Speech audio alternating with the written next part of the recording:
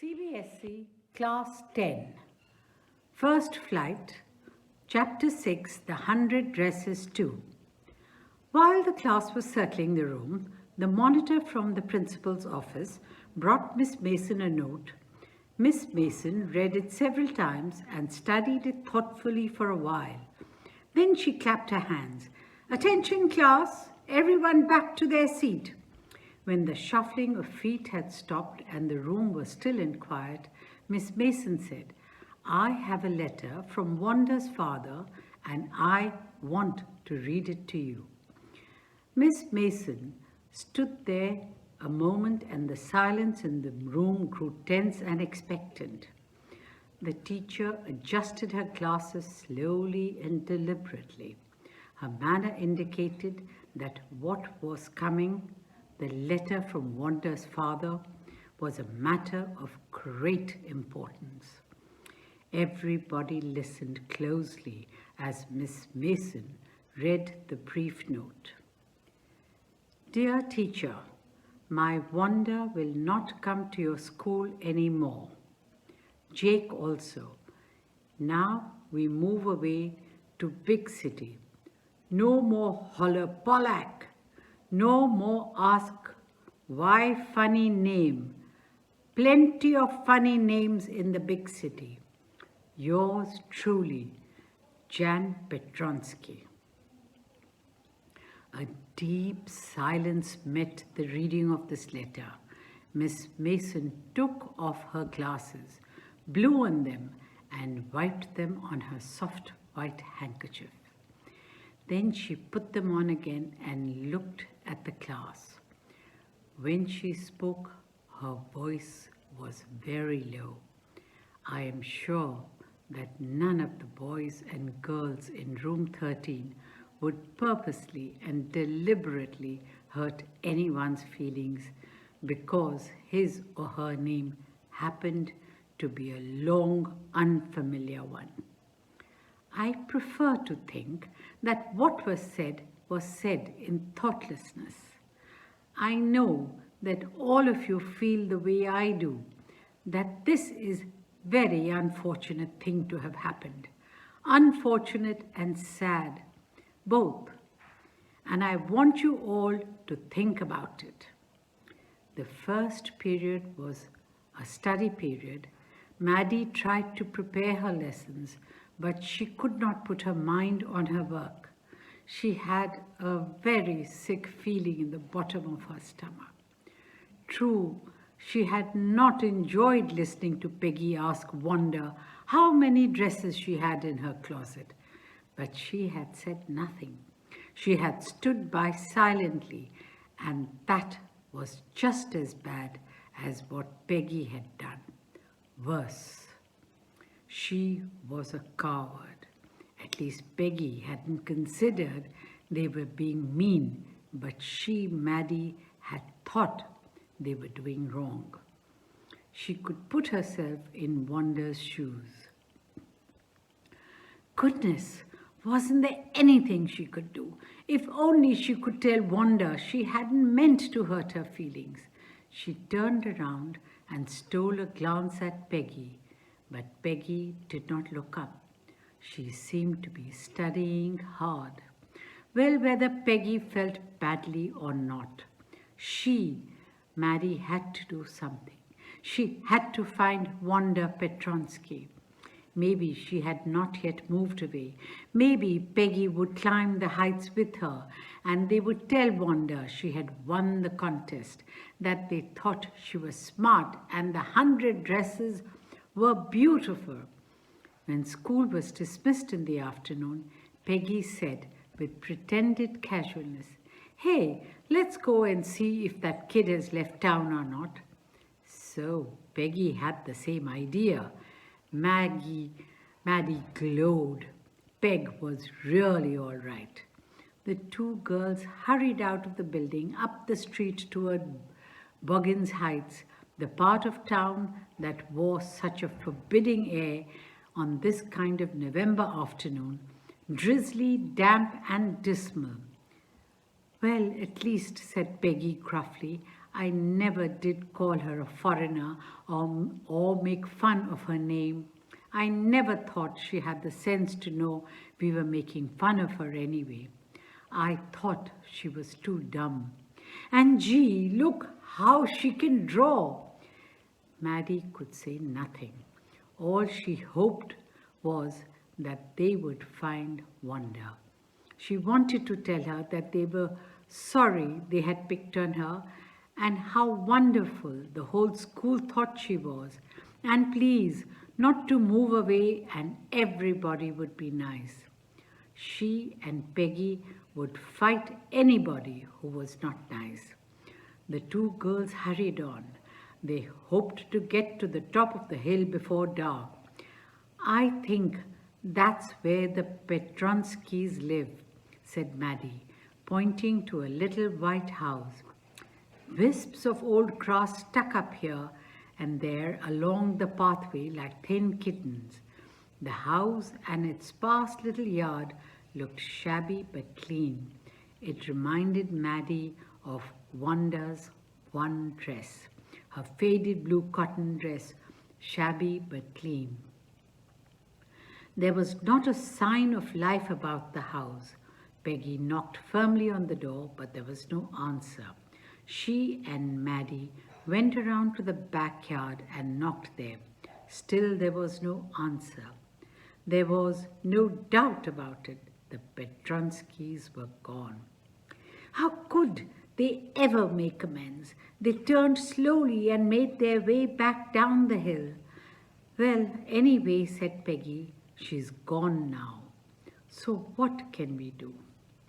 Besides, when I was asking her about all her dresses, she probably was getting good ideas for her drawings. She might not even have won the contest otherwise.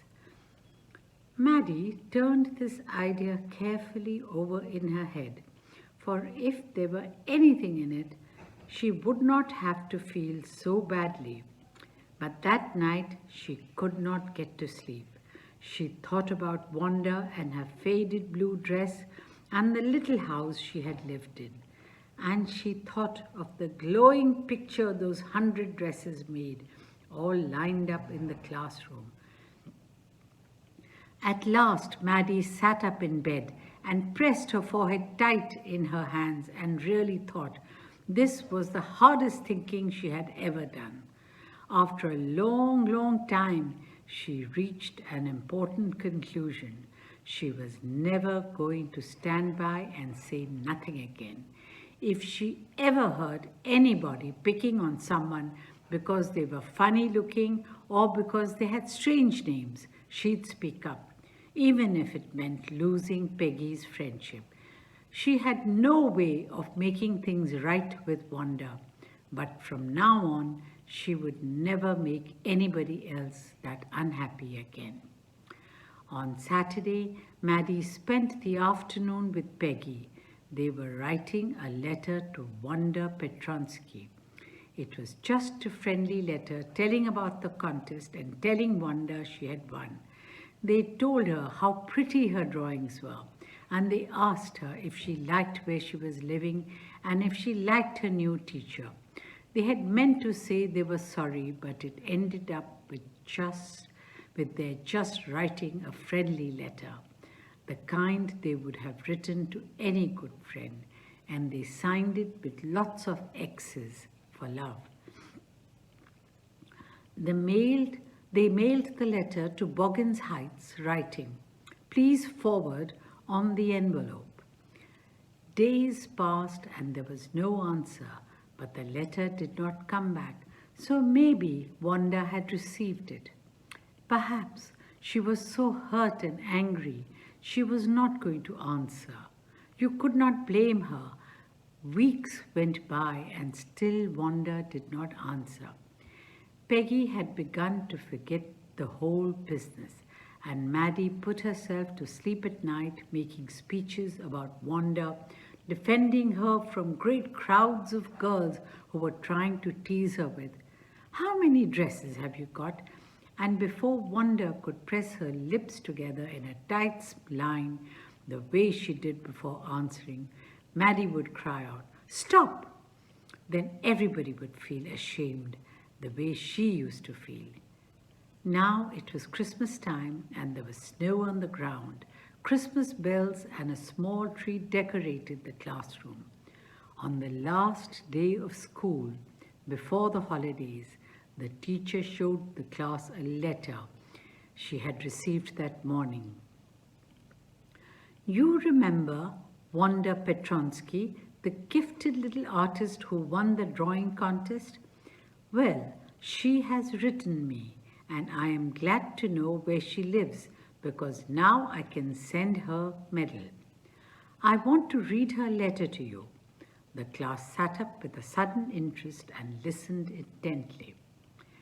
"Dear Miss Mason, how are you and room 13? Please tell the girls they can keep those 100 dresses because in my new house I have 100 new ones all lined up in my closet. I'd like that girl Peggy to have the drawing of the green dress with the red trimming and her friend Maddie to have the blue one. For Christmas, I've missed that school and my new teacher does not equalize with you.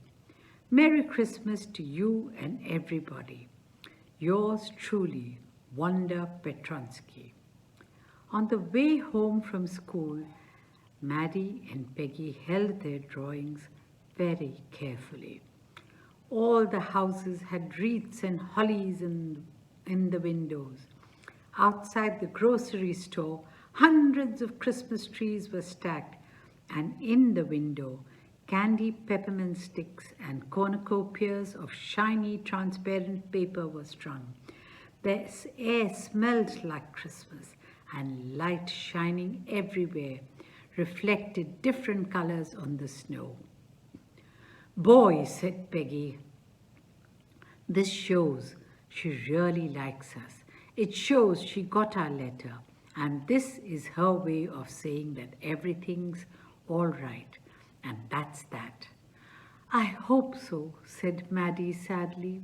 She felt sad because she knew she would never see the little tight-lipped Polish girl again and couldn't ever really make things right between them.